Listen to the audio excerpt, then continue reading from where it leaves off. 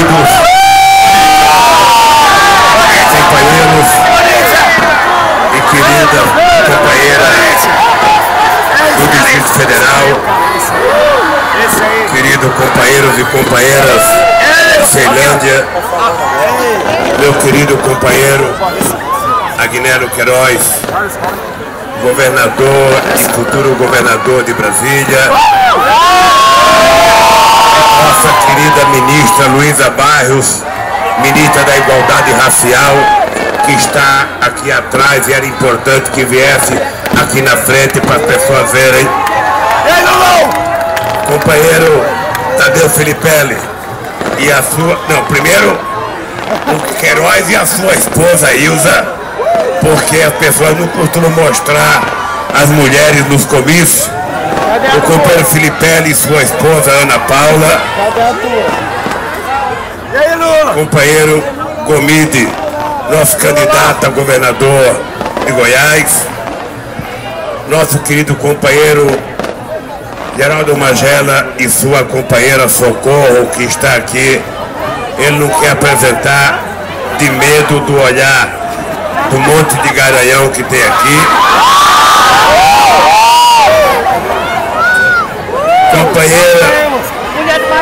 Companheiro Vilmar Lacerda, coordenador da campanha no Distrito Federal. Nossa querida companheira Severino Macedo, secretária nacional da Juventude do PT, que está aqui, e do governo. Companheiros, candidatos e candidatas a deputados distritais, companheiros e companheiros militantes dos partidos que apoiam a coligação Respeito por Brasília, meus queridos companheiros e minhas queridas companheiras.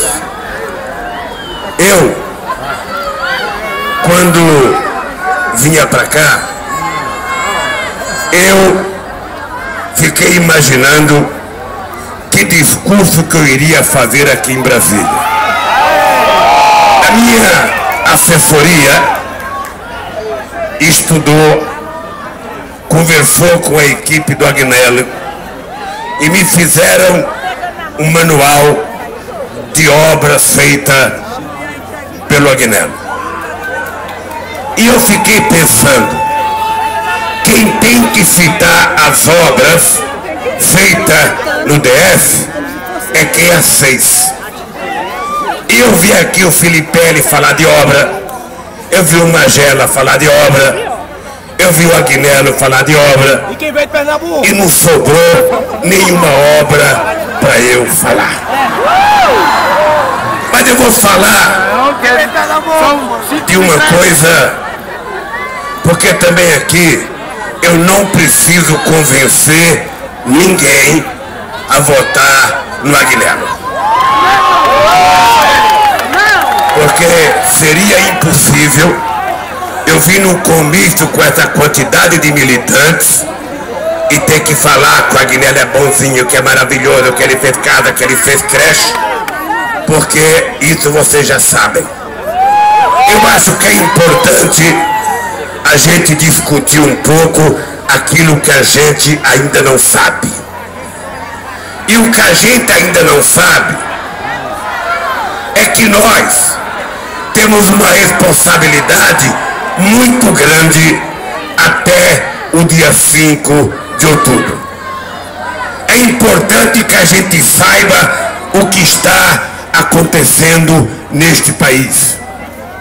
Este país nunca aceitou que tivesse um governo que priorizasse as camadas mais pobres da população. Nunca aceitou.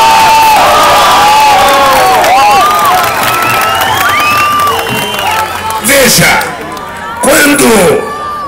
quando este país começou a discutir os interesses dos trabalhadores brasileiros na década de 40, quando Getúlio era presidente da República, eles chegavam a dizer que o trabalhador não tinha que ter férias porque o ócio fazia mal ao ser humano.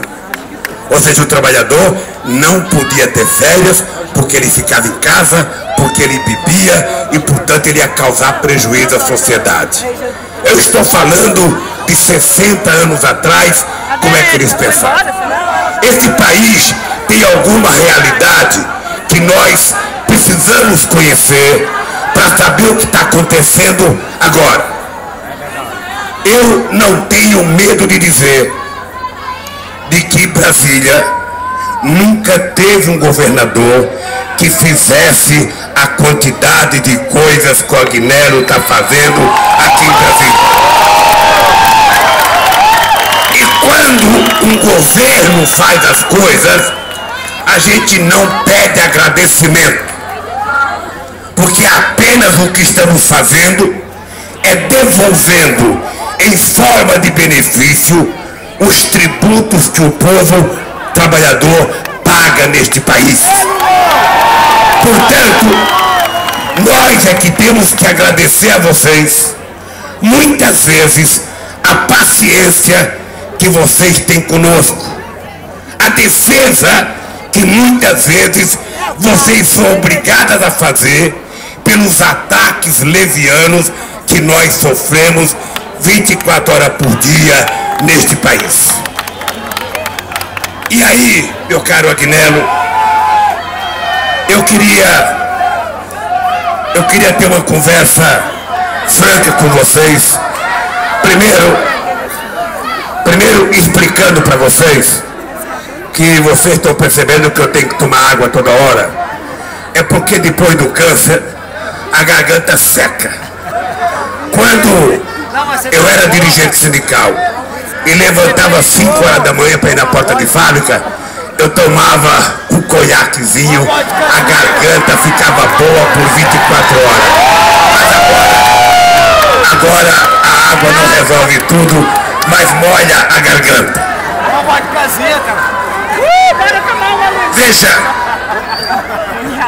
Veja o que eles fazem conosco. Eles, primeiro contar um pouco da história do que acontece não apenas no Brasil. Se vocês lerem a biografia do mais importante presidente dos Estados Unidos da América do Norte, o presidente Roosevelt, vocês vão perceber que na década de 30, quando nós tivemos a maior crise econômica mundial, que ele começou a criar um programa chamado New Deal, e ele começou a resolver o problema da pobreza nos Estados Unidos. A elite americana, todo santo dia, achincalhava com o presidente Roosevelt, chamava de ladrão, chamava de tudo que vocês possam imaginar. Esse homem foi eleito 4 vezes presidente da República dos Estados Unidos e passou para a história como o mais importante presidente americano. Pois bem, aqui no Brasil, eu acabei de ler a biografia do Getúlio Vargas. E eu fico assustado, Agnello, com que um setor da imprensa brasileira e um setor da elite brasileira tratava o Getúlio Vargas. Se vocês lerem a biografia, vocês têm a impressão que é hoje que está acontecendo o que aconteceu em 1950, quando o Getúlio foi eleito presidente. Depois eu li a biografia do João Goulart. Se a gente vê o que eles falavam do João Goulart em 1963, é a mesma coisa que eles falam hoje de nós. Se você pegar a biografia do Juscelino, que não era nem um homem de esquerda, era um liberal, e você vê o que a elite falava dele, é quase que a mesma coisa que falam de você e fala da presidenta Dilma. Eles nunca aceitaram neste país alguém que ousasse permitir que um negro virasse doutor neste país. O máximo era que fosse jogador de futebol. Ô Márcio, eles jamais aceitaram que a filha de uma empregada doméstica pudesse virar médica. Eles não aceitavam que um filho de pedreiro pudesse ser engenheiro. É por isso, Agnello, que eu conto essa história em todo lugar para poder politizar a sociedade brasileira. O atraso educacional neste país tem uma razão histórica. A elite estudava, a elite fazia pós-graduação no exterior, e o pobre, a gente sabia que terminado o ensino fundamental não tinha sequer escola técnica para essa jovem ou para esse jovem estudar neste país. Olha, Cristóvão Colombo chegou na República Dominicana em Santo Domingo em 1492, 8 anos antes de Cabral chegar ao Brasil. Em 1507, 15 anos depois que Colombo chegou na República Dominicana, Santo Domingo já tinha a sua primeira universidade. Em 15 anos, a República Dominicana teve a sua universidade. O Peru teve a sua primeira universidade, que é a Universidade de São Marcos, da qual eu tenho o prazer de ser doutor honoris causa da universidade.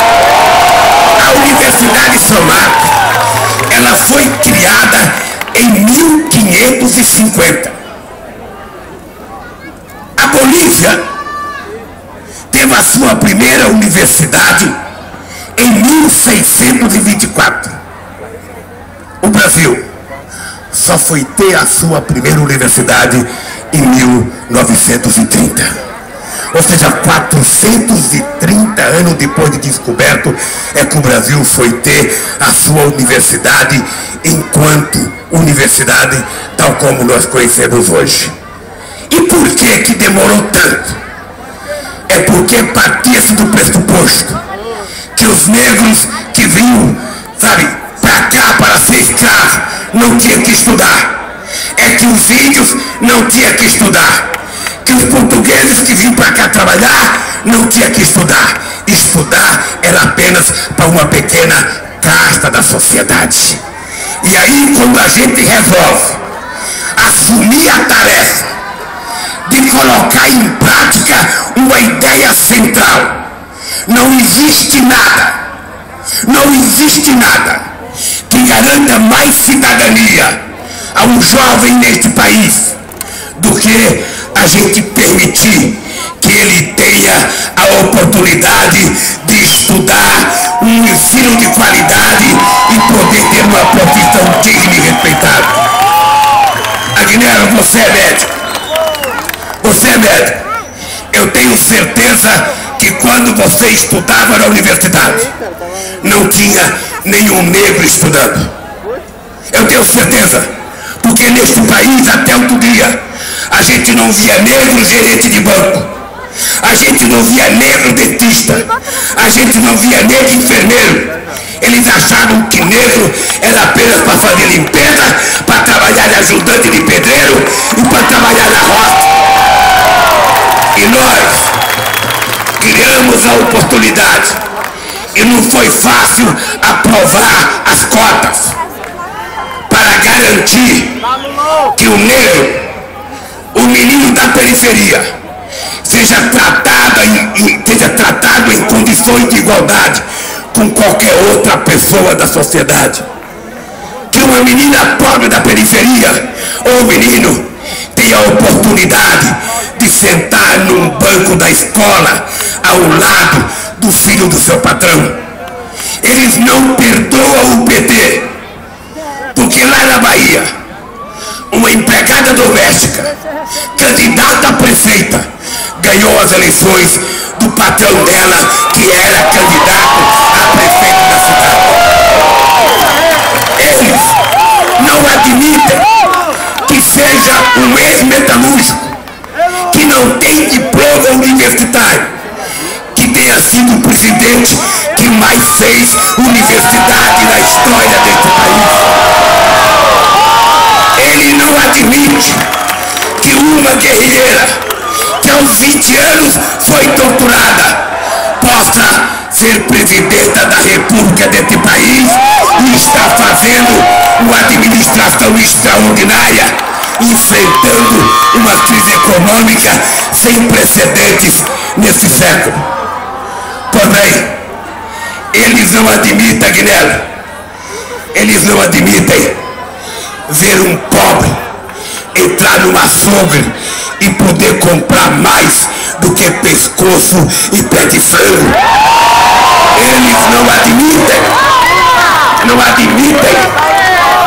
pobre comprar carne de primeira, porque eles pensam que nós nascemos para comer músculo e nós temos que dizer, não, músculo era no tempo de vocês, agora nós queremos é filé, nós queremos é costela. Não tem esse negócio de pobre ir numa churrascaria e ficar comendo maionese, arroz e pôr linguiça. A gente ficou esperto. A gente agora vê a maionese, fica de lado. Vê a linguiça, fica de lado. Nós queremos é a carne boa que fica pro final. Eles não admitem uma pessoa pobre viajar de avião. Avião era coisa para rico. Era coisa para rico. Eu lembro que a primeira vez que eu viajei, eu só viajei em 1975, porque o sindicato me pagou uma passagem para vir a Brasília no encontro de presidência. Hoje, eu vejo companheiro que não sabe nem como sentar no banco, não sabe nem para que serve o porta-mala lá em cima, não fecha a porta do banheiro com medo de ficar preso lá dentro. E as pessoas não gostam. A elite gostava era de andar de avião vazio, para reganhar as pernas, sabe? E o pobre pegar ônibus e andar 40 horas para ir no Nordeste visitar os seus parentes. Nós não temos nada contra ônibus, nós queremos viajar de avião. Eles, companheiros, não admitem que a gente vai num restaurante de domingo que eles frequentavam. Eles não admitem que a gente faça muitas coisas. Hoje você vai no centro comercial de Brasília, você não consegue diferenciar quem é de classe média ou quem é mais pobre, porque todo mundo aprendeu a gostar de um tênis de marca, todo mundo aprendeu a comprar uma meia de marca, todo mundo aprendeu a sair de um shopping com uma sacolinha comprando alguma coisa. No tempo deles, o pobre estava no shopping e ficava olhando e saía de mão vazia porque não podia comprar. A verdade, companheiros, é que a bronca que eles têm de nós não é pelos defeitos. Eles deveriam se ajoelhar e agradecer a Deus todo dia, porque na hora que nós colocamos dinheiro na mão do pobre, o pobre melhorou de vida, mas eles melhoraram muito mais. Eles ganharam muito dinheiro e mesmo assim eles não toleram a presidenta Dilma. Eles não tem explicação, Agnello. Não tem explicação sociológica a bronca que eles têm da Dilma. Não tem explicação econômica, a não ser o preconceito. Esses dias eu gravei um programa com a camisa do PT e vieram me dizer: ô Lula, não é bom você gravar com a camisa do PT porque tem muita acusação contra o PT. Eu disse para as pessoas: o dia que eu tiver vergonha de usar a minha camisa vermelha e a estrela desse partido que eu criei, não há nenhuma razão para fazer política. Porque numa família grande como o PT, tem gente que comete erros, tem gente que comete abusos, e quem comete abusos tem que pagar pelos abusos. É como na família da gente. A diferença entre nós e eles é que no tempo deles tinha corrupção, ele jogava embaixo do tapete. E a Dilma tirou o tapete da sala. Não tem mais como jogar embaixo do tapete. E a nossa militância não pode ter medo de andar de cabeça erguida, de usar a sua camisa, de usar o adesivo do Agnello e do Filipelli, de usar o adesivo do nosso deputado e defender com muita honra e com muito amor aquilo que nós representamos para esse país. Eu tenho consciência, companheiros e companheiras, do que nós fizemos nesse país, porque eu sou um retirante nordestino. Eu sei como é que vivia uma grande parte do povo desse país. Eu era um empregado até bem remunerado quando era metalúrgico. Eu não tinha o direito de ir em restaurante comer muitas vezes, não. Hoje eu vejo uma senhora pobre lá em São Bernardo do Campo, vai na loja, compra suas coisinhas, chega no restaurante, pega uma mesa, coloca toda a sacolinha dela, pega 2, 3 filhos, senta lá e pede um lanche para comer, coisa que eu nunca tive o direito de fazer na minha vida. É essa ascensão, é essa ascensão da sociedade brasileira. Você veja uma coisa, Agnello, eles levaram 100 anos, para colocar 3.500.000 jovens passando pela universidade no século inteiro. Nós, em apenas 12 anos, fizemos com que mais 3.200.000 pessoas entrassem na universidade. O FIES existia. Não foi nós que criamos o FIES, mas o FIES existia, mas ninguém conseguia pegar dinheiro porque não tinha fiador. E nem pai é avalista do seu filho porque sabe que ele não vai poder pagar.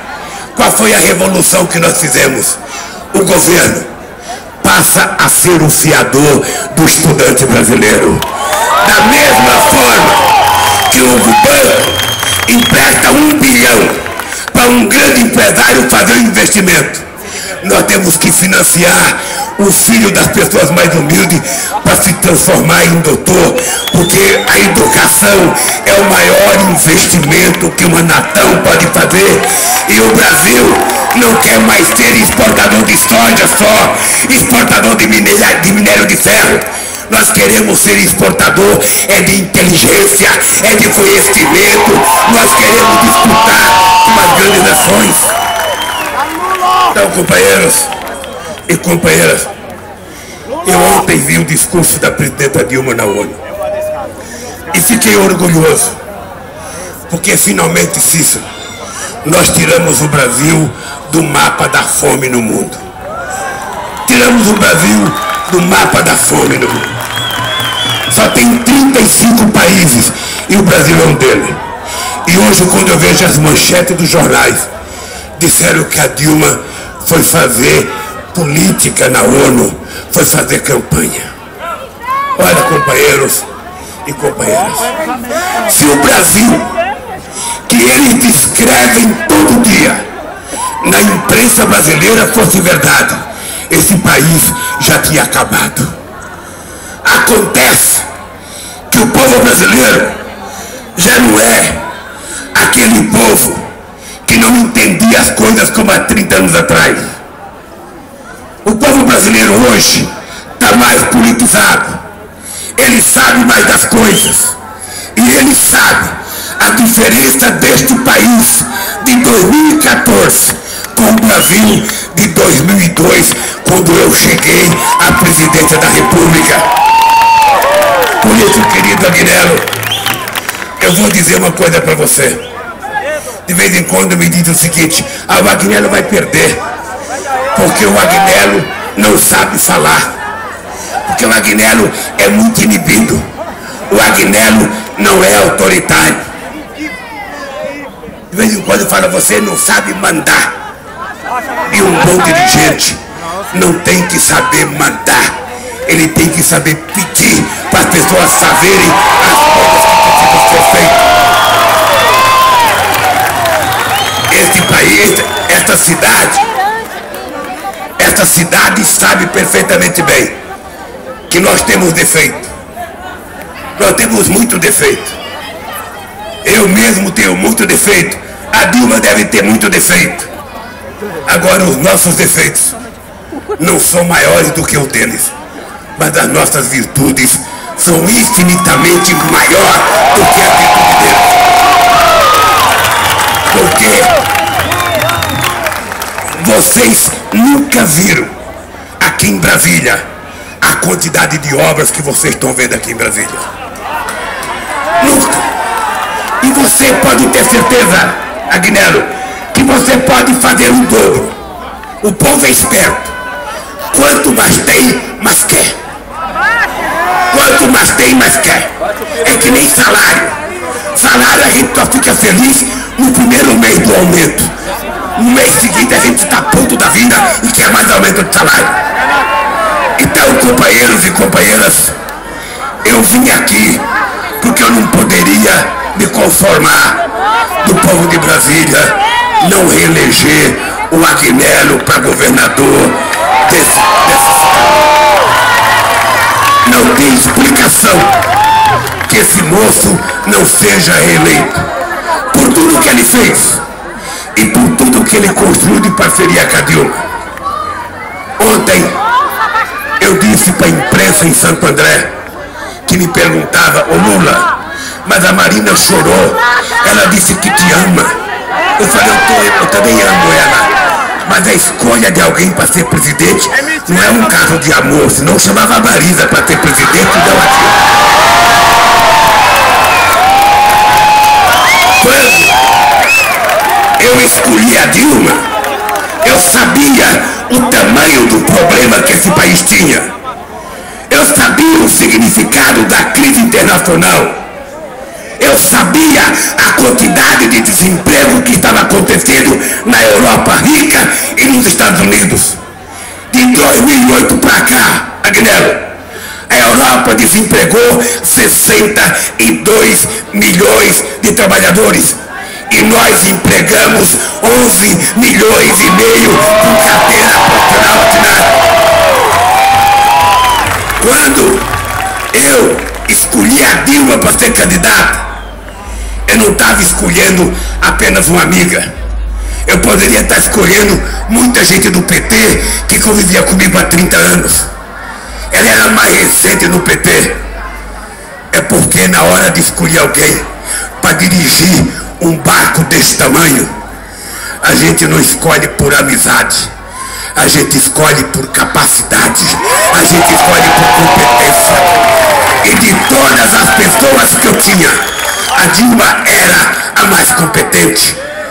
E por isso é que ela não permitiu que esse país entrasse numa crise como entrou a Espanha, como entrou a Itália, como está entrando a Alemanha agora em recessão, como entrou a França. Até hoje o Obama não conseguiu consertar a economia dos Estados Unidos.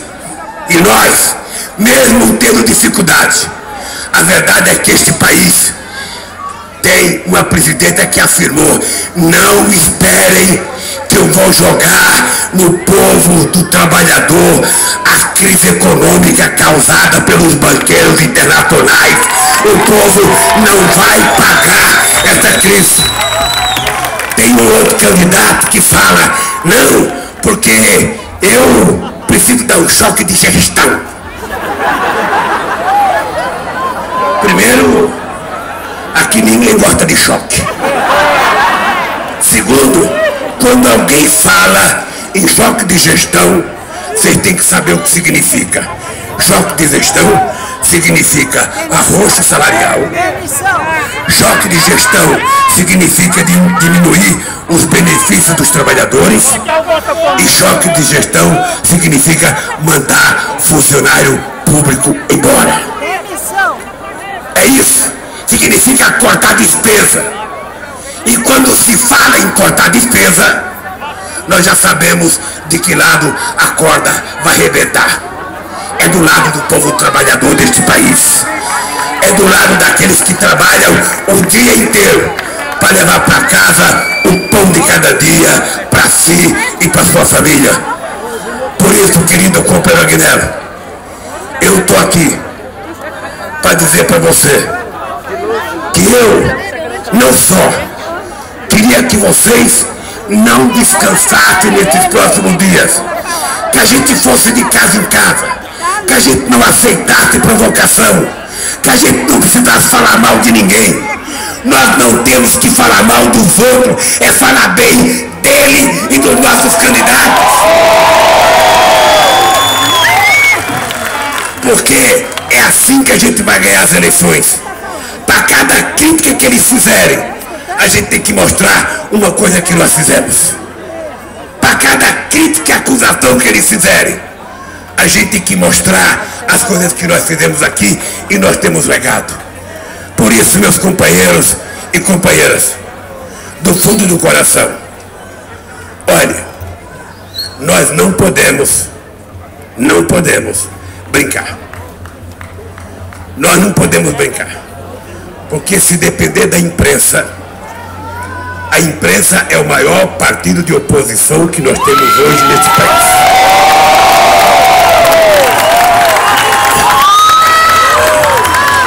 É o maior partido de oposição. Desde que eu cheguei à presidência da República,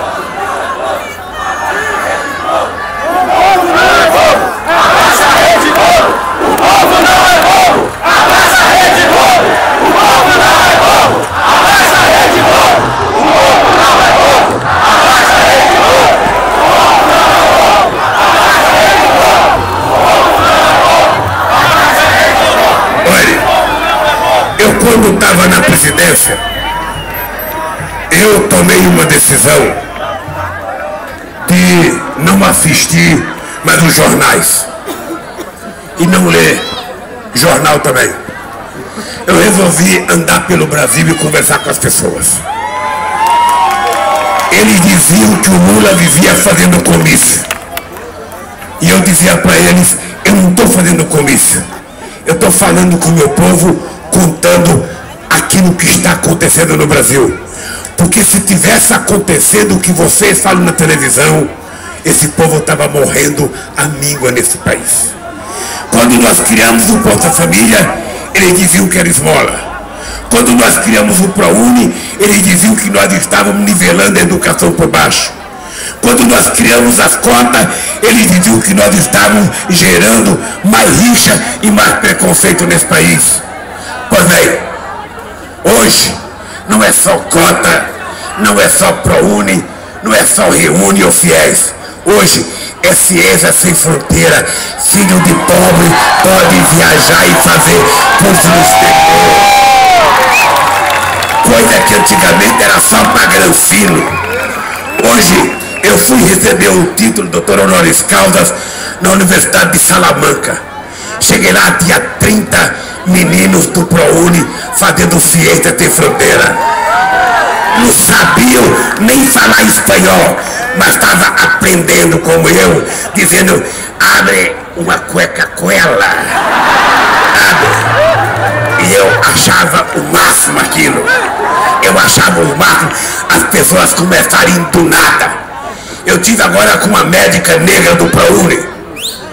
Ela me disse que quando ela chegou na universidade, ela sentava do lado de uma pessoa de classe média que pagava. E essa pessoa questionava ela por que ela estava estudando de graça. Sabe qual foi a resposta dela? A resposta dela foi estudar mais do que a que tinha inveja dela, dela se transformar na melhor aluna da classe.